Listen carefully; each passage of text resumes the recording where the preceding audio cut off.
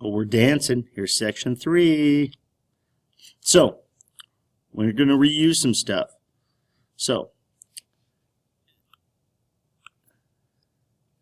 reusing stuff is you just clean it up and you keep it in its original state. So how does that help things out? Well, it decreases the amount of resources that you need to use. It decreases the amount of energy that's required to run the system. It cuts down on pollution, and it creates jobs because somebody's got to clean that junk up to reuse it. Examples of things that can be done.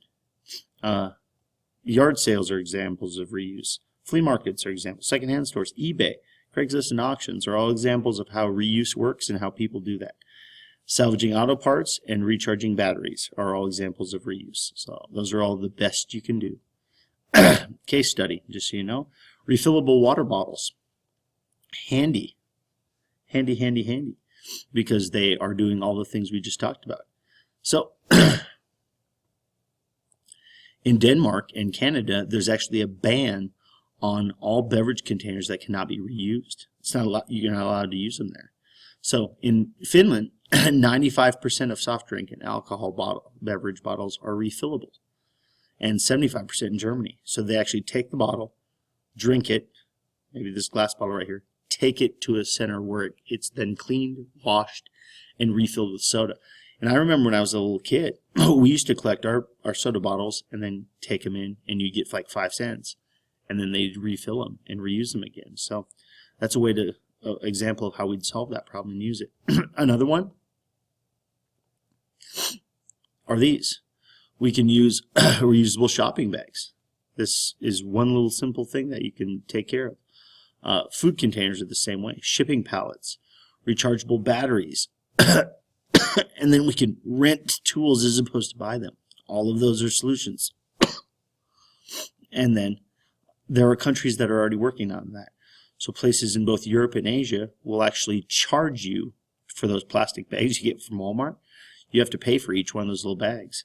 If people had to start paying for those, they might start changing their ways. Onward and upward.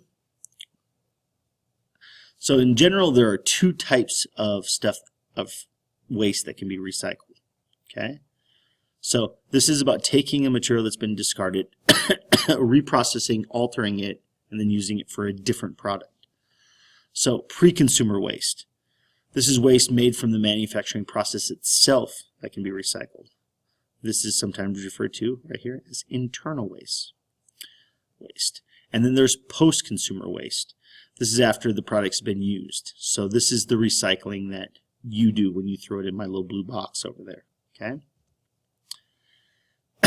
Now, when it comes to recycling, there's also 2 types of recycling. There's primary, also known as closed loop recycling. And so these are where materials are turned into new products of the same type. So recycled paper is a good example of it. Or like glass bottles are examples of it. Secondary recycling is when we actually alter it and turn it into a completely different product. So plastic soda bottles actually become this plastic playground equipment down here, for instance, or this recycling box, just like the one in my room. So shredded tires are used for the surface of a track, like our track outside. And then the pop bottles are used for the playground equipment and car seats. And so these are examples of secondary recycling. So we can mix and separate household solids in a variety of ways. So a materials recovery facility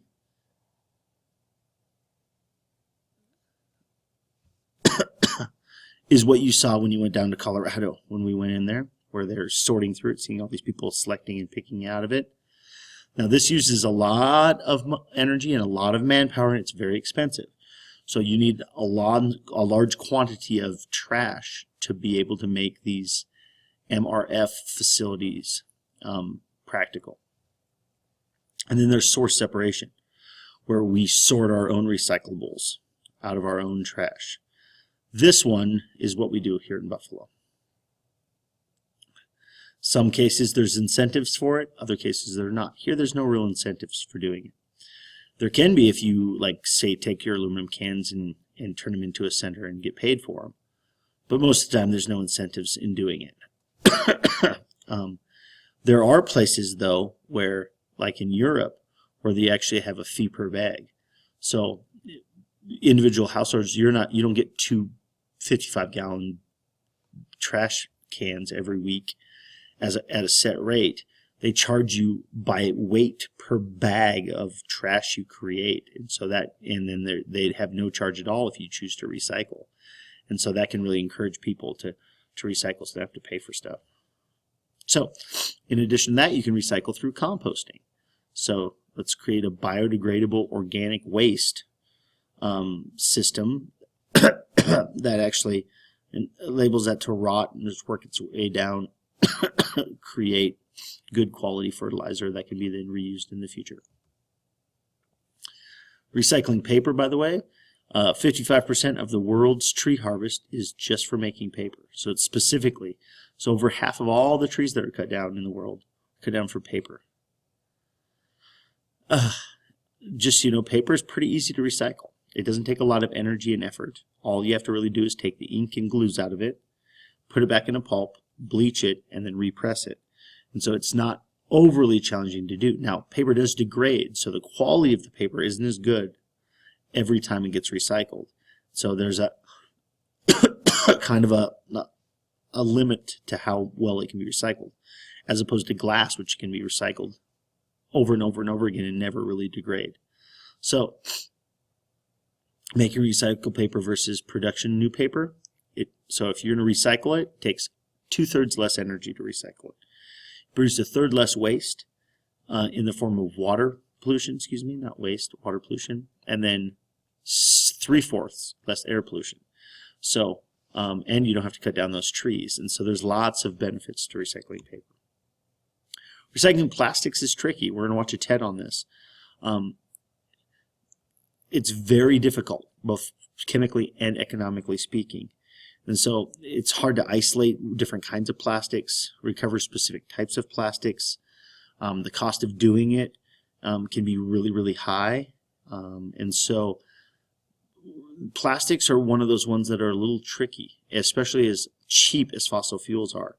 It's not as cost effective to do, and it's trickier to do. And as a result, plastics don't get recycled to the same level that I think we think they do. So, states with bottle deposit rules where you actually can go and get paid to recycle your bottles. They're very few and far between. So there's not a lot of incentive for recycling plastic out there yet. So here's the trade-offs, the benefits and the drawbacks, which we've talked about already.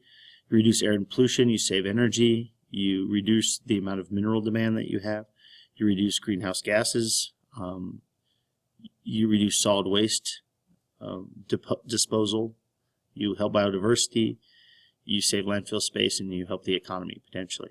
Disadvantages: it can cost more if you're not careful, and if you have lots of landfill space like we do, it's not as big a deal for you.